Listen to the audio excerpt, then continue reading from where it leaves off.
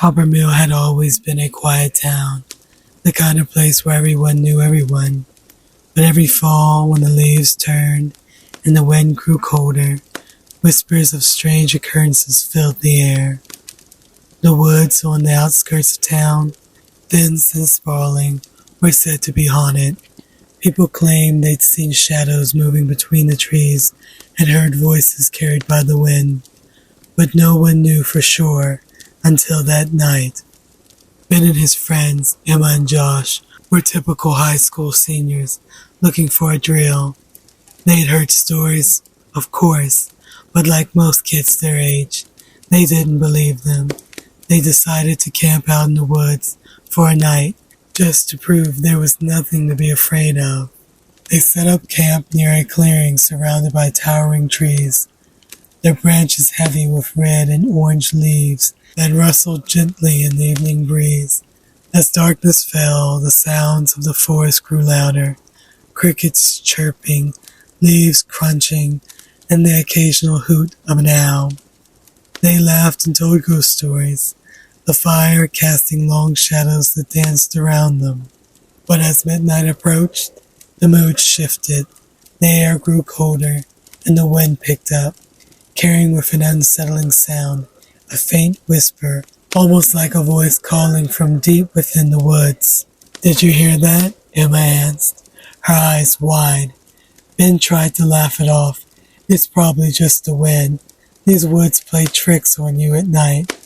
Josh nodded, but he looked nervous, glancing over his shoulder, as though expecting to see someone lurking in the shadows. The whisper came again, this time clearer, almost like the name. "Emma?" Emma's face turned pale. "That wasn't the wind, Ben. It said my name." Ben and Josh exchanged uneasy glances. They listened, straining to hear, but only silence remained. Then, without warning, the leaves began to rustle violently, though there was no breeze strong enough to move them. The sound grew louder, surrounding them, as though something was moving through the trees. Josh grabbed the flashlight and pointed it toward the darkness beyond the firelight. "Is someone out there?" he called, his voice trembling. A shadow moved just out of sight, slipping between the trees, too quickly for them to see clearly. It was tall, almost too tall, with long, thin limbs that seemed to blend with the branches. The shadow stopped, standing motionless, just at the edge of the campsite. Though they couldn't see its face, they felt its glaze, a cold, piercing stare that made their skin crawl. "Let's get out of here," Emma whispered, grabbing her backpack. But before they could gather their things, the whispering started again, louder this time, voices overlapping, growing more intense, filling the air with chilling words they couldn't understand. The shadow moved closer, stepping into the firelight. Its face was a hollow void, dark and empty, but its mouth stretched into a wide, unnatural grin. The leaves around them began to swirl, whipping up in a frenzy, as if commanded by some invisible force. The creature extended a long, bony hand toward them, its fingers ending in claw-like tips that scraped against the ground. The three friends turned and ran, leaving their gear behind. They dashed through the woods, the twisted branches clawing at their clothes and faces, but no matter how fast they ran, the whispering followed them, growing louder, filling their heads with a cacophony of voices that seemed to echo from every direction. Ben glanced back and saw the shadow gliding smoothly behind them, its empty face twisted in that haunting grin. "Keep going," he shouted, fear gripping his chest. They stumbled through the trees, gasping for breath, their hearts pounding in their ears. Finally they saw the faint glow of the town lights in the distance. Just beyond the edge of the woods, with a final burst of energy, they broke through the tree line and collapsed onto the dirt road, panting and trembling. They dared to look back, expecting to see the shadow standing at the edge of the woods, watching them. But there was nothing. The woods were still, the leaves hanging motionless on the branches, as if nothing had happened at all. The town folk found them the next morning, pale and shaken, murmuring about shadows and whispers. No one believed their story, chalking it up to an overactive imagination and a night spent in the creepy old woods. But Ben, Emma, and Josh knew the truth. They had seen something that lurked beneath the rustling leaves, waiting for anyone foolish enough to wander too close. And from that night on, whenever they walked by the woods, they would hear it, a faint whisper on the wind, calling their names, reminding them of the secrets hidden in the shadows of the autumn night. The residents of Cottage Valley had always warned their kids never go near the cornfields after dark, especially during the harvest moon. Each year in November, the full moon cast an eerie glow over the endless rows of corn, turning the fields into a labyrinth of shadows. There were whispers of strange disappearances, rumors of people who entered the field and never returned, but it wasn't until Ben and his friends decided to test their courage that they learned the truth. It was a chilly Friday night, and the air was thick with a scent of dry leaves and the promise of winter. Ben, along with his friends Nate and Sam, dared each other to venture into the cornfields. "Come on," Ben urged, his voice barely a whisper. "People are just superstitious. There's nothing out here but corn and wind." With flashlights in hand, they crept between the tall stalks, the sound of their footsteps muffled by the dry earth. The moon hung low in the sky, casting long shadows that twisted and shifted as they moved. They laughed nervously, each one trying to act braver than they felt. But as they walked deeper, the laughter faded, replaced by unsettling silence. The corn seemed to close in around them, and the air grew colder, heavier. "Are you guys hearing that?" Nate asked, his voice barely above a whisper. The others froze, straining to listen. There it was, a faint rustling, like something moving between the rows. It wasn't the wind, it was footsteps. Sam gripped his flashlight tighter, his eyes wide. "Let's just turn back, okay? This isn't funny anymore." The boys whipped around their flashlights, scanning the rows of corn, but they saw nothing. Ben's heart pounded, and he felt a chill creep down his spine. "Who's there?" he called, his voice shaky. Then suddenly a dark figure stepped out from between the corn stalks. It was tall, unnaturally thin, and his face was hidden beneath a wide-brimmed hat, casting its feature in shadow. Its clothes were tattered, stained with mud and something darker. Its eyes, hollow and lifeless, seemed to pierce through the darkness. The figure raised an arm, bony fingers reaching toward them, and in a voice that sounded like rustling leaves, it whispered, "This land is cursed. You should have stayed away." The boys turned to run, but the rows of corn seemed to shift, twisting and closing off every escape route. Panic set in as they stumbled through the cornfield, desperately trying to find a way out. Every turn led them deeper, and every shadow seemed to hide something watching, waiting. As they ran, Nate tripped and fell, his flashlight skidding out of reach. He scrambled to get up, but froze when he saw something clawing its way up from the ground. A hand, thin and skeletal, reaching out of the earth as if clawing its way back from the grave. The hand grabbed his ankle, pulling him down into the soil. "Help!" Nate screamed, threshing against the dirt. Ben and Sam rushed over, grabbing his arms, trying to pull him free. But the hand's grip was iron, dragging Nate deeper as the earth seemed to swallow him whole. Just as they thought they had lost him, the hand released, leaving Nate gasping and covered in cold, damp soil.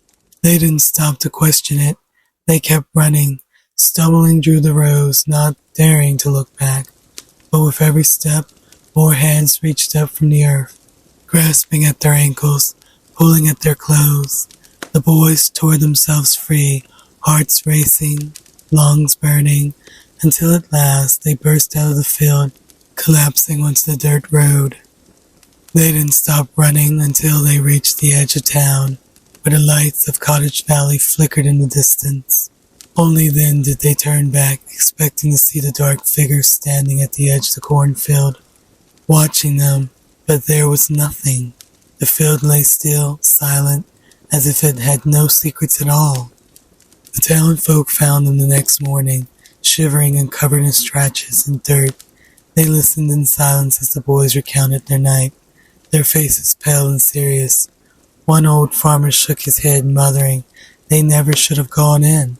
That land's been cursed for generations." After that night, the boys never returned to the cornfields, but every November during the harvest moon, they would hear it, a faint whisper on the wind, warning anyone who dared to listen, and they knew that the curse of the cornfield was real, that something sinister lurked within those rows, waiting for the next fool who dared to wander too close.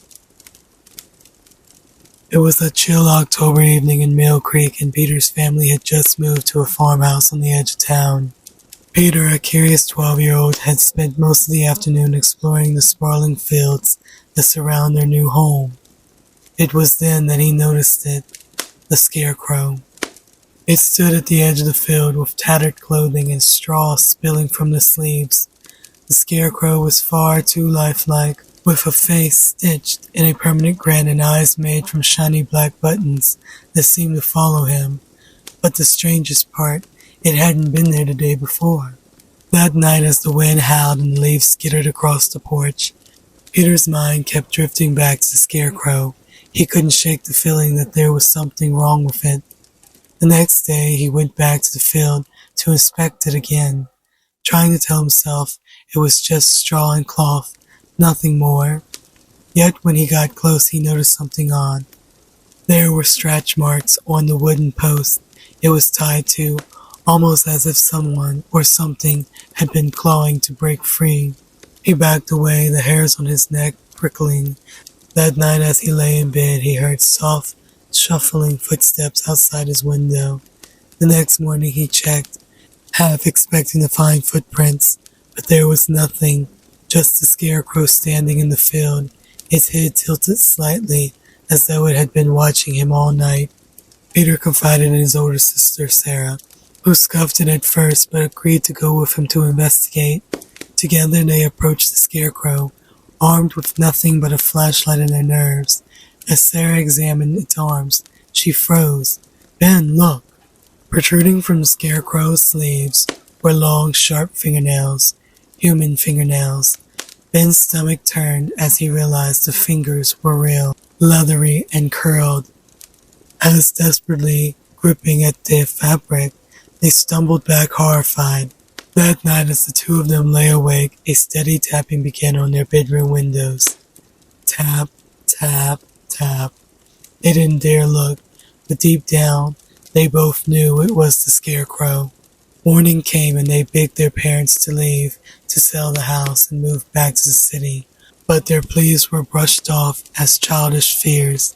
The Scarecrow, however, was still in the field, its head now twisted in an odd angle, as if mocking them. Desperate, Peter and Sarah decided to burn it. They crept out after dark, with a can of lighter fluid and a box of matches. They soaked the Scarecrow, and with trembling hands, Sarah struck the match. As the flames took hold, an unearthly scream pierced the night. The Scarecrow withered, its limbs twisting and flailing as though trying to escape the fire. The next day, all that was left were ashes, a charred post, and a scatter of nails, but Peter and Sarah never felt safe again. Even after they moved away, they would sometimes hear the familiar tap-tap at their windows, and they knew the Scarecrow's secret had followed them, forever haunting their dreams. Cedar Hill was known for its scenic autumns. People traveled from neighboring towns just to see the vibrant colors and hear the crunch of leaves underfoot. But the locals knew there was something eerie about the woods in late October. When the air turned crisp and the leaves began to fall, whispers of old legends resurfaced, tales of people disappearing without a trace, lured by voices that hid beneath the fallen leaves. Joshua, his younger sister Lily, and their friend Mark had grown up hearing these stories. They never believed them. After all, they were just tales to scare kids. But one chilly Saturday night, they decided to test the legend for themselves. Armed with flashlights and daring grins, they ventured into the woods on the edge of town, daring each other to go deeper and deeper. "Let's see if we can make it to the clearing," Joshua said, his voice steady, though his eyes betrayed a hint of unease. "Are we really doing this?" Lily asked, clutching her flashlight tightly. "What if the stories are true?" "Don't chicken out now, Lil," Mark teased, nudging her. "We're here to prove everyone wrong." The trio pushed forward, crunching through the thick blanket of leaves that covered the forest floor. The trees loomed above, their branches bare and twisted, casting eerie shadows under the glow of their flashlights. The wind began to pick up, making the leaves rustle and swirl around them, and they could almost imagine the sound of whispers mingling with the wind. Then, just as they reached the heart of the forest, they heard it, a soft, faint voice, almost like someone calling from afar. Did you guys hear that?" Lily asked, stopping in her tracks. Joshua shrugged, trying to keep his voice calm. "It's probably just the wind." But the voice came again, clearer this time, calling out as if it was beckoning them. "Help me." Mark's face went pale. That sounded like a real voice. "Maybe someone's lost out there," Joshua suggested, trying to rationalize it. "We should check it out. Maybe someone needs help." They ventured deeper, following the voice as it drifted through the trees, growing louder with each step. It was a woman's voice, pleading and faint. "Please, help me." But as they moved forward, the voice seemed to shift, coming from different directions, bouncing off the trees, confusing them. They turned left and right, trying to follow it, but it was as if the voice was leading them in circles. "Wait," Joshua said, stopping suddenly. "This doesn't make sense. It's like the voice is moving." Mark frowned, his flashlight trembling in his hand. "I don't like this, man. Let's go back." But when they turned around, the path they come from was gone. The trees and leaves had shifted, forming a wall around them, as though the forest itself was closing in. Where's the way out?" Lily whispered, panic creeping in her voice. Joshua swallowed hard, trying to stay calm. "Just keep moving. We'll find it." But as they walked, the voice continued, louder now, almost desperate. "Please don't leave me. I'm so cold." They kept going, tripping over roots and tangled leaves. Then, without warning, the whispers intensified. It wasn't just one voice anymore. Dozens of voices filled the air, whispering in low, chilling tones that sent shivers down their spines. Stay with us. Don't leave. Help us." Lily grabbed Joshua's arm, her eyes wide with terror. "Joshua, what's happening?" I don't know," he stumbled. He shined his flashlight around, but all he saw were trees and endless piles of leaves that seemed to stretch on forever. Then in the distance they saw something. A figure was crouched down, half hidden among the leaves. It looked like a person dressed in tattered clothes, its hair tangled and matted, but something was off. The figure's movements were jerky, unnatural, as though it was struggling to stand. Joshua held up his flashlight, aiming it at the figure. "Hello? Do you need help?" The figure slowly raised its head, revealing hollow, empty eyes that glowed faintly in the dark. Its face was twisted into a desperate, haunted expression, and its mouth moved in a silent plea. "Leave, please, leave," it whispered, its voice raspy and broken.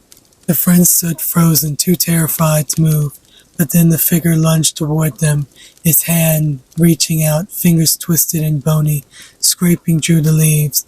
They screamed and turned, running as fast as they could, dodging branches and stumbling over roots. The voices followed them, growing louder, more frantic. "Stay, stay, stay."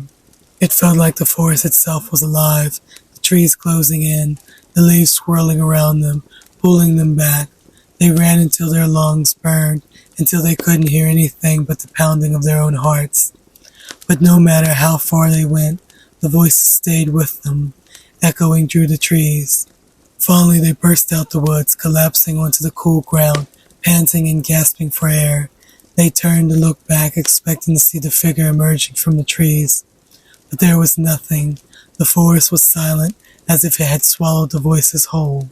For a moment they sat there, catching their breath, too stunned to speak, But then Lily broke the silence. Did that really just happen? None of them answered. They didn't know what to say. All they knew was that they heard the voices. They know they have seen something in those woods that shouldn't have been there. After that night, they never spoke of it again. But whenever the wind rustled through the fallen leaves, they would hear it, the faint pleading voices of the lost souls, calling from beneath the autumn leaves, waiting for the next fool to wander too close. And they knew that, one way or another, those voices would never rest. Old Man Turner had been placing the same scarecrow in his field every fall for as long as anyone in Cedar Hills could remember. The scarecrow was a cruel thing, a tattered plaited shirt, a dusty straw hat, and pants stuffed with hay. Its face was a burlap sack stitched with 2 buttons for eyes and a stitched grin that almost looked smudged.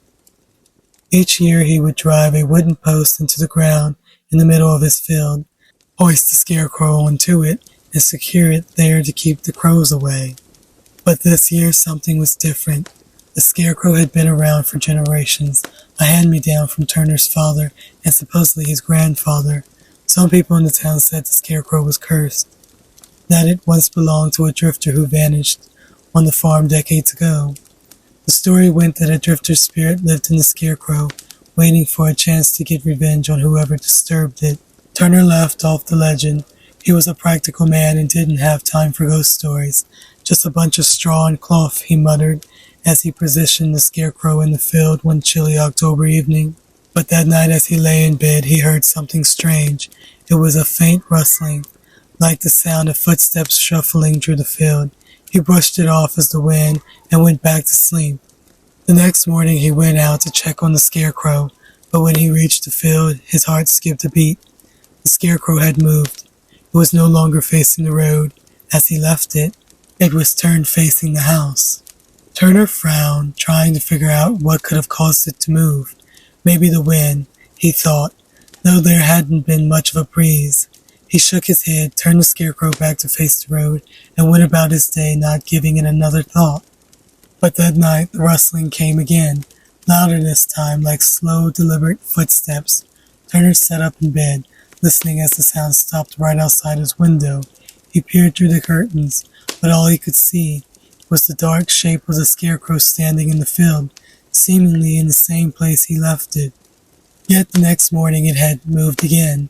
This time it was angled slightly to the right, as if it was turning toward the house. Turner's stomach twisted, but he told himself it was just his imagination. He dragged the scarecrow back to the original spot, hammering the post deeper into the ground to make sure it stayed put. But the following night he woke up to the sound of something scraping against his front porch. Heart pounding, he crept to the door and looked outside. There in the moonlight, he could see a figure in the field. It was the scarecrow, no longer on its post, standing on its own 2 feet, facing the house with that twisted, stitched grin. Turner slammed the door and locked it. His heart racing, he spent the rest of the night sitting up in his chair, clutching his shotgun, his eyes never leaving the window. But by dawn, when he finally dared to check, the scarecrow was back on its post, looking as if it had never moved at all. That day he went into town, telling a few neighbors about what he had seen, hoping they'd laugh and tell him it was all in his head. But instead, they exchanged uneasy glances. "Maybe it's time to get rid of that scarecrow, Turner," said one older man in the diner. "That thing has been around longer than any of us. You don't know what's in it." Turner scoffed. "You're all as superstitious as a bunch of school kids." But as the day wore on, the nervous looks of his neighbors stayed with him. That night he decided he'd get rid of the scarecrow for good. As the sun began to set, he grabbed a can of gasoline and a box of matches, stomping out to the field with determination. "I've had enough of this nonsense," he muttered. He doused the scarecrow with gasoline, letting it soak through the straw, and struck a match. The fire leapt up quickly, cracking and popping as it devoured the old fabric and hay. Turner watched, relieved, as the flames consumed it, casting flickering shadows across the field. But then, just as the last bits of straw began to curl and blacken, he heard it. a low whisper that seemed to come from the Scarecrow itself. "You can burn the straw, but you can't burn me." Turner stumbled back, eyes wide as the flames died down, leaving only the scorched post in the ground. For a moment he thought he had imagined the voice, but then he saw it, two faint glowing eyes in the ashes, staring up at him. He turned and bolted for the house, slamming the door behind him and locking it tight. He tried to tell himself it was over, that the Scarecrow was gone, but deep down he knew it wasn't, and sure enough that night, the rustling began again. The sound came from outside his window, closer than ever. Heart pounding, he peered through the curtains. The Scarecrow was there standing just outside the window, its empty button eyes staring in, its mouth still stretched into that cruel grin. Turner backed away, his skin crawling. He grabbed a shotgun and aimed it at the door, his hands shaking, but the Scarecrow didn't move. It just stood there, watching, waiting. For the next several nights, the Scarecrow stayed by the house, moving around it, closer and closer each time. Turner dared to look. The whispers grew louder, filling his head with words he didn't understand, twisted voices speaking in language that felt ancient and cold. He stopped sleeping, his nerves frayed, his mind unrevealing. One night he heard a soft tapping on his front door. He knew it was the Scarecrow, but he couldn't ignore it any longer. Slowly he crept to the door and opened it, shotgun in hand. The Scarecrow stood on the porch, its head tilted, watching him with those cold button eyes, its mouth open, but instead of words, only a soft howl laugh escaped. Turner took a step back, feeling the icy grip of fear close around him. "You took my place," the Scarecrow whispered, its voice a faint echoing rasp. "Now it's your turn to watch, to wait." Before Turner could react, the Scarecrow lunged forward, its straw-filled arms wrapping around him. He screamed, but no one could hear him. The darkness swallowed him whole, and when morning came, the field was empty. No sign of Turner or the Scarecrow. The townsfolk found his house abandoned, the doors left wide open, a strange burnt smell lingering in the air. They searched the fields, but all they found was an old wooden post, charred and blackened. And the next fall, when the leaves began to turn, a new Scarecrow appeared in the field, with hollow button eyes, a twisted grin, and a faint whispering voice that drifted through the air, warning anyone who dared to listen. Old Man Turner was gone, but his spirit remained trapped in the Scarecrow, forever bound to the field, waiting for the next soul foolish enough to take his place.